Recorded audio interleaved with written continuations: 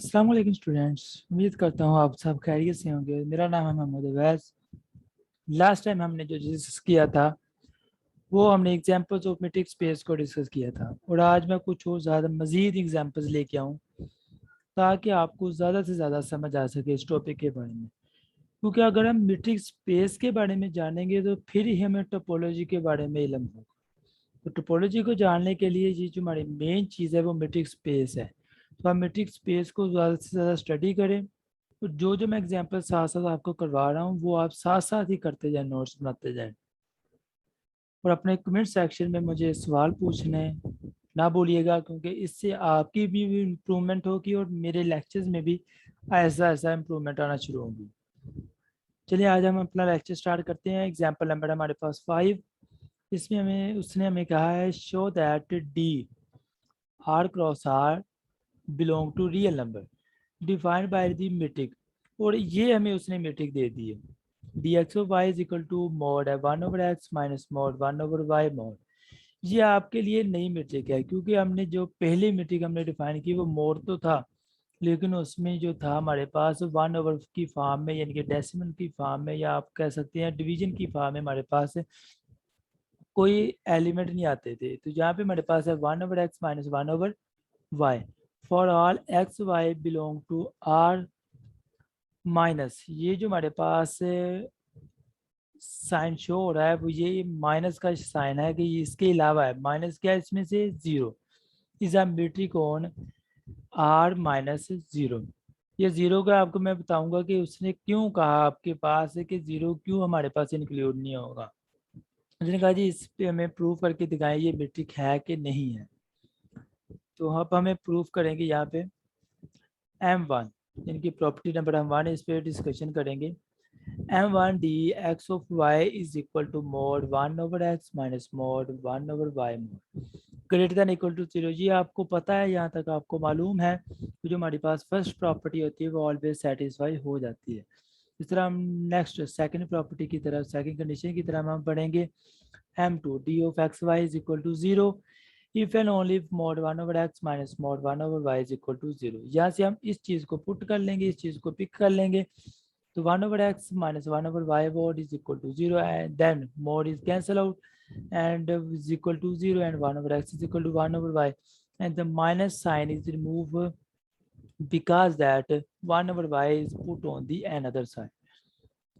इसके अलावा हम इन्वर्स हमारे पास था, रेसिप्रोकल में था हमारे पास, इसलिए हमने x is equal to y कर लिया, क्योंकि दोनों रेसिप्रोकल में थे। अगर हम एक का रेसिप्रोकल होता दूसरा एज इट होता, तो हम एक का अगर रेसिप्रोकल खत्म कर लेते तो दूसरा रेसिप्रोकल एज इट आना जाना था। इसलिए हम दोनों रेसिप्रोकल में थे, इसलिए हम दोनों का रेसिप्रोकल खत्म कर दिया, तो हमारे पास x is equal to y आ गया। For all x y belong to R real number, यानी कि माइनस 0।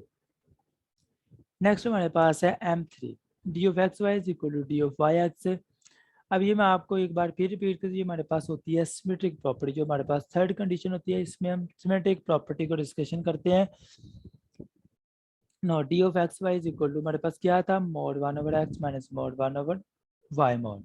मॉड माइनस हमने कॉमन ले लिया, स्मॉल ब्रैकेट ये इंटरवल भी यहाँ पे कह सकते हैं, लेकिन हम जहाँ तक आप रखें कि जो स्मॉल ब्रैकेट है 1/y minus 1/x small bracket mod, and then -1 जो हमारे पास था माइनस का था वो हमारे पास खत्म हो गया, क्योंकि मोड की प्रॉपर्टी वो माइनस को फिनिश कर देता है, खत्म कर देता है। तो mode 1/y minus 1/x mode. आगे हमारे पास है ये हमारे पास इक्वल आ गई, तो 1/y माइनस 1/x की इसके हमारे पास मीट्रिक इक्वल है d y x for all x y belong to R real number -0 set. And next हमारे पास है ट्राइंगुलर इक्वालिटी, फोर्थ प्रॉपर्टी है हमारे पास ये d of x z smaller than equal to d of x y plus d of y z. No अब हम d of x z, जैसे हम d of x y put करते थे इस तरह हम मीट्रिक डिफाइन करेंगे डी ऑफ एक्स जी पर। डी ऑफ एक्स जी पर हम जब मीट्रिक डिफाइन करेंगे तो वो हमारे पास आ जाएगी mod 1/x minus 1/z mod. And the next one is, अब हमें चाहिए 3 एलिमेंट। यहाँ पे हमने एक्स वाई और जी को पुट किया, यहाँ पे हम 1/y और 1/y को हम एक बार माइनस कर देंगे, एक बार प्लस कर देंगे, तो हमारे पास है less than equal to mod 1/x minus 1/y मोड plus 1/y minus 1/z mod. याद रखिएगा यहाँ पे जब हम इस चीज को वैल्यू यहाँ पे पुट करेंगे 1/y, तो इस यहाँ पे इक्वल का साइन आएगा, लेकिन जब हम इसे एक इनक्वालिटी में चेंज करेंगे, मॉड की फॉर्म में चेंज करेंगे, जो हमें कंडीशन दी गई होगी उसकी फॉर्म में चेंज करेंगे, तो यहाँ पे greater smaller than equal to वाला साइन पुट होगा। तो ये आपको पता है ये एक्स बाय किसके इक्वल है, डी ऑफ, यहाँ पे थोड़ी सी मिस्टेक है, यहाँ पे आप एक्स वाई कर लीजिएगा, d of x y plus d of y z, ये ठीक है, ये थोड़ा सा मिस्टेक होगी, यहाँ पे आप एक्स वाई पुट कीजिएगा। For all x y z belong to R minus zero, hence d is a metric on R minus zero. Note that d of x y is equal to 1/x minus 1/y mod is not a metric on R। क्यों metric नहीं है यहाँ पे? क्योंकि जो हमें metric दी गई है, डिफाइन की गई है क्वेश्चन में, अगर हम इसकी जगह जीरो को बाहर निकाल दें, यहाँ पे अगर हम जीरो को बाहर ना निकालें, यहाँ पे जीरो इंक्लूड नहीं है, लेकिन अगर हम रियल नंबर में जीरो इंक्लूड कर लें, तो अगर हम रियल नंबर में से जीरो इसमें पुट करें, तो ये 1/0 माइनस 1/0, तो ये हमारे पास क्या आ जाएगा, इन्फिनिटी की फॉर्म बन जाएगी, क्योंकि जो कि एक अनडिफाइंड मेट्रिक होगी।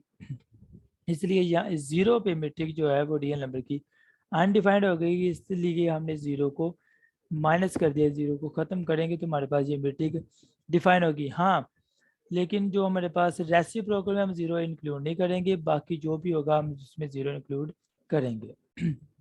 And the next example is example number 6, उसको हम आज डिस्कस करते हैं।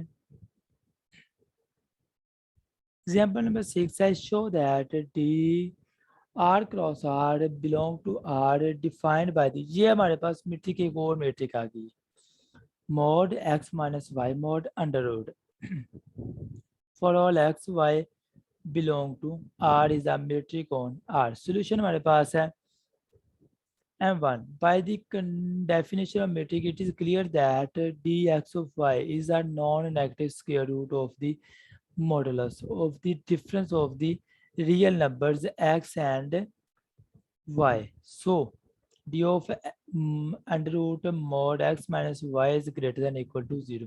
ये सारी इबारत लिखने का, ये स्टेटमेंट लिखने का मकसद ये है क्योंकि mod एक तो पहले ही नेगेटिव को पॉजिटिव कर देता है, इसलिए जब अंडर रूट आएगा उस पर फर्क ही कोई नहीं पड़ेगा, क्योंकि पॉजिटिव का अंडर रूट हमेशा पॉजिटिव ही होता है, तो ये greater than equal to zero होगा। And the second one property is and the second order property is d of x y is equal to under root mod x minus y mod is equal to 0 if and only if x is equal to y, and the square root mod x minus y mod is equal to 0। अब दोनों साइडों पे जब square root mod लेंगे तो ये mod खत्म हो जाएगा, x minus y is equal to 0 and then x is equal to y। And the third different property is M3 property। I again repeat that this is a symmetric property। d of x y is equal to d of y x, and d of x y की हमने जो value हमारे पास metric defined थी वो हमने यहाँ पे put की under root x minus y mod, and mod minus minus हमने कॉमन ले लिया तो हमारे पास वाई माइनस एक्स मोड आ गया, तो ये हमने उसकी वैल्यू पुट की तो हमारे पास डी ऑफ वाई एक्स आ गया for all x and y जो हमारे पास से वो बिलोंग करेंगे किसमें, रियल नंबर्स में। आगे हमारे पास है M4 प्रॉपर्टी। M4 प्रॉपर्टी में हमारे पास है d of x z smaller than equal to d of x y plus d of y z. अब हमने यहाँ पे मोड पुट कर दिया है, उसकी जो स्टेटमेंट हमें दी थी गिवन थी वो हमने पुट कर दी है। अब हम यहाँ पे थोड़ी सी ट्रायंगुलर इनइक्वालिटी जो है उसको थोड़ा बहुत चेंज करेंगे, इसकी जो वैल्यूज हमारे पास होंगी वो थोड़ी बहुत चेंज होंगी, लेकिन होगा हमारे पास वो ही, क्योंकि हमारे पास यहाँ पे स्क्वायर रूट आ गया तो इसलिए हम इसको थोड़ा सा डिफाइन करेंगे और थोड़ी सी प्रॉपर्टी को अप्लाई करेंगे।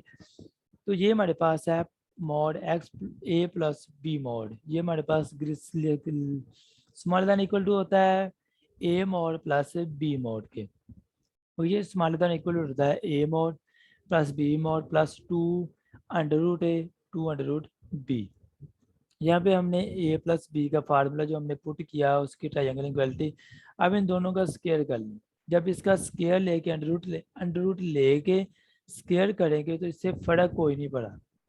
जब ये देखेंगे a प्लस बी का होल स्क्वायर हमारे पास बन गया। ठीक है, तो ये हमारे पास a प्लस, इसे मैं आपको व्हाइट बोर्ड पे भी लिख देता हूँ, कोई न्यू कमर है तो वो देख लेगा। क्योंकि आपको पता है कि हमारे पास जो होता है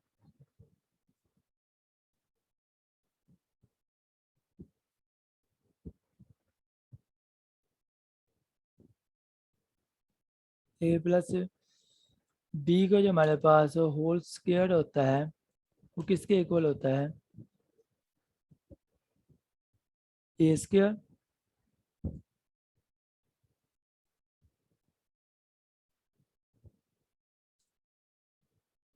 plus b square plus 2ab। ठीक है, तो ये हमारे पास बन गया। इसे आप यहाँ पे प्लस 2ab, यानी कि a प्लस बी का होल स्क्वायर किसके इक्वल है, a square plus b square plus 2ab। यही चीज़ हमारे पास यहाँ पर है कि जब हम इन दोनों का रूट लेके स्केयर लेंगे तो ये हमारे पास कोई फर्क नहीं पड़ेगा। तो ये हमारे पास है a square plus b square plus 2ab, तो इसे हमने कंबाइन कर लिया a प्लस बी का होल स्क्वायर में। तो ये हमारे पास दोनों साइडों पे जब हमने इसको अप्लाई किया मॉड a प्लस बी, हमारे पास किसके इक्वल आ गया, square root mod a plus square root mod b का होल स्क्वायर। अब इस साइड पे हम अंडर रूट लेंगे तो ये हमारे पास स्क्वायर जो होगा वो कैंसिल आउट हो जाएगा। तो अब हमारे पास है, लेफ्ट आप कर लेंगे जी, ए हमारे पास यहाँ पे क्या है, x minus y and the b is y minus z। तो इसकी वैल्यू जो हमारे पास है वो हम इस स्टेटमेंट में पुट करेंगे। तो ये हमारे पास आ गई statement x minus y plus y minus z less than equal to x minus y plus y minus z, and the square root is mod x minus z, क्योंकि ये minus y minus plus y cancel out हो जाएंगे, less than equal to square root mod x minus y mod plus square root mod y minus z mod d of x z, क्योंकि ये हमारे पास एक metric defined थी इसलिए हमने convert कर दिया d of x z less than equal to d of x y and the d of y z. तो ये भी हमारे पास प्रूव हो गया कि ये हमारे पास एक मीट्रिक स्पेस है। And the next is example number 7. Let x of d be a metric space. Show that d defined by this metric is a metric on x. उसने कहा ये हमारे पास जो मीट्रिक है ये मुझे बताएं कि ये मीट्रिक है एक्स पे कि नहीं, वो भी हम बता दें, कोई इशू नहीं है इसमें।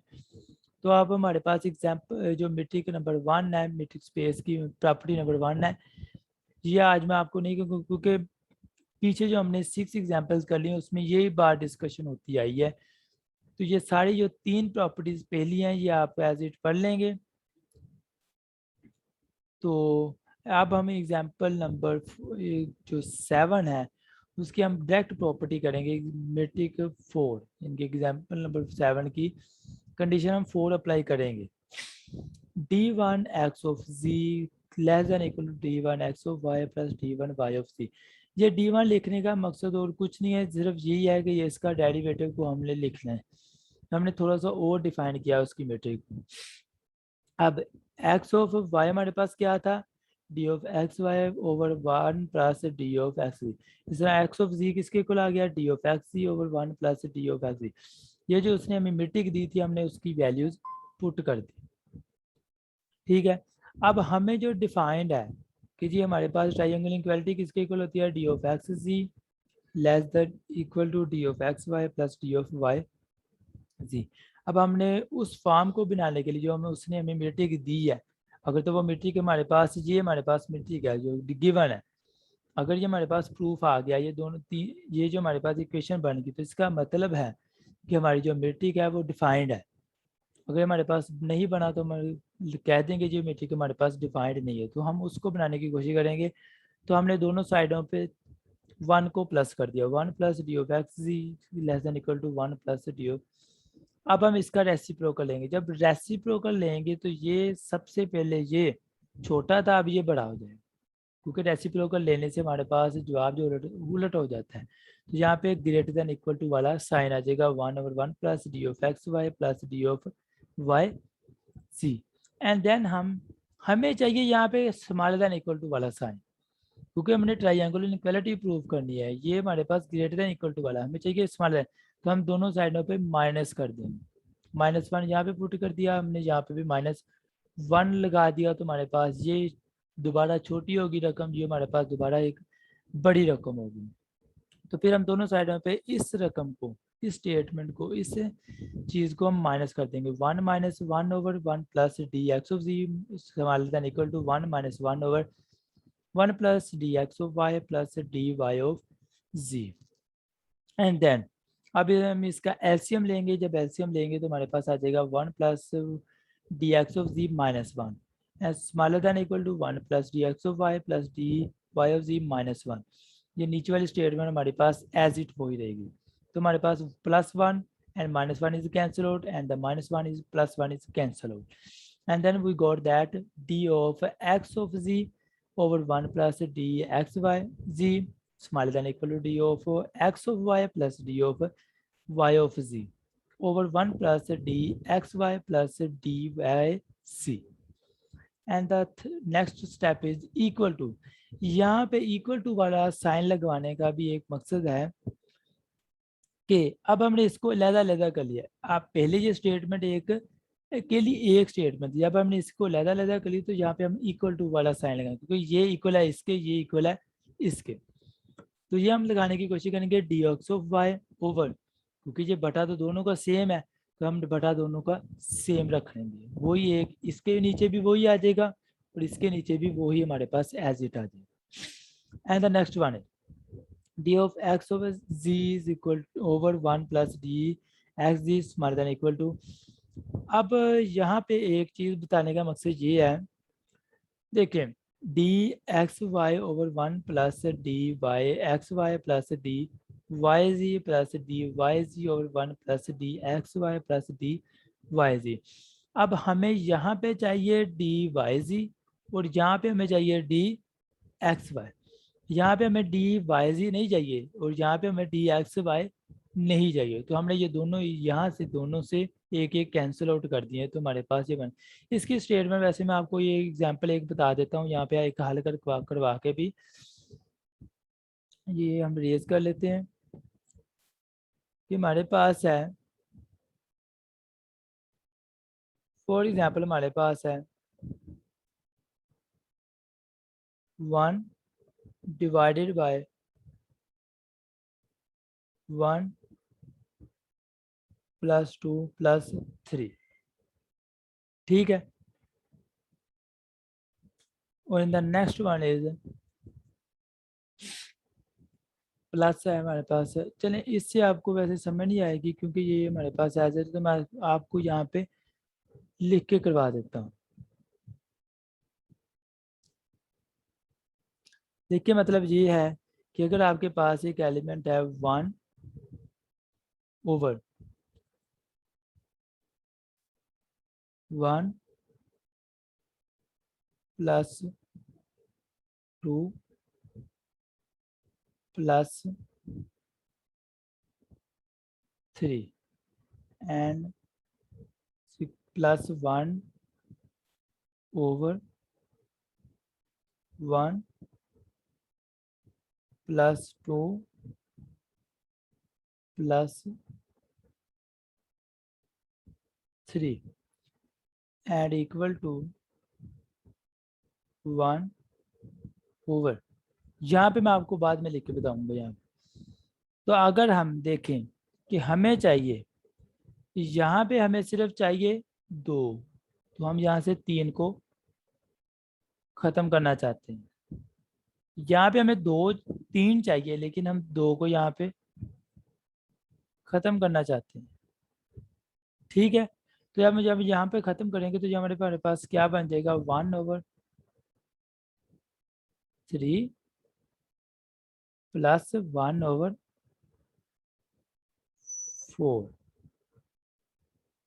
ठीक है। अब अगर हम इसको सॉल्व आउट करें तो ये हमारे पास बन जाएगा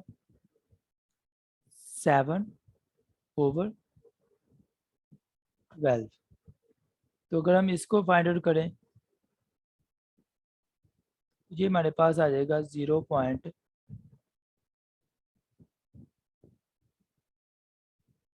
समथिंग।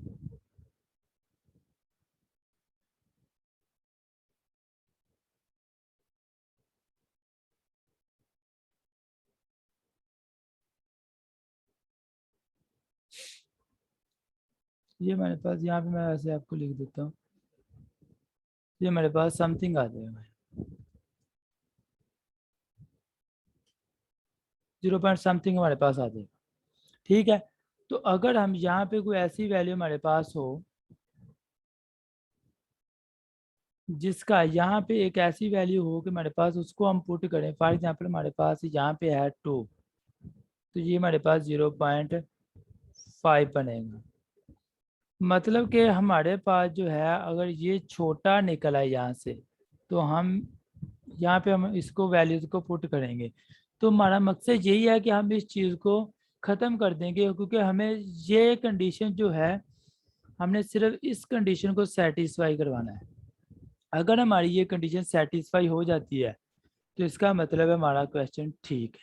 अगर ये हमारी कंडीशन सेटिस्फाई नहीं होती तो हमारा मतलब है कि हमारा जो सवाल था हमारा मिट्टी का वो रॉन्ग जा रहा है। तो इसलिए ये हमारे पास कंडीशन को सेटिस्फाई करवाना हमारे पास लाजमी है। तो इसी तरह यहाँ पे भी है कि हम इस मकसद को, कि मतलब कि ये रहेगा तो ये जो लेस देन इक्वल टू वाला साइन है ये हमारे पास ऐसे ही रहेगा। क्यों? क्योंकि मेरे पास यहाँ पे है d x of z over d x of z, लेकिन यहाँ पे हमारे पास दो स्टेटमेंट आ गई, d x of y plus d y of z plus d y. ये भी, ये जो हमारे पास था इससे ये भी बड़ा था, लेकिन ये जो हमारे पास दो आ गए स्टेटमेंट्स आ गए हमारे पास, दो आंसर आ गए हमारे पास से, ये भी इससे दोनों से एक से बड़ा है। तो ये हमारे पास एक मीट्रिक जो हमारे पास थी वो हमारे पास प्रूफ होगी। अगर इसमें पॉइंट्स में आपके पास कोई डाउट हुआ है तो आप मुझसे कमेंट सेक्शन में पूछ सकते हैं। आज के लिए इतना ही। कल हम इस ये वैसे कुछ क्वेश्चंस है इसके रेलिवेंट ही हैं कुछ, यानी कि जो स्टेटमेंट्स है जो मैंने ये एग्जांपल नंबर 7 कराई है, इसी तरह के क्वेश्चन है, सिर्फ इस वैल्यूज में चेंजिंग है थोड़ी सी। यहाँ पे 2D आ गया, हो सकता है आगे 4D 3D आ जाए, तो ये आप नोट कर लीजिएगा, ये आप जिससे आपकी प्रैक्टिस हो जाएगी 3D।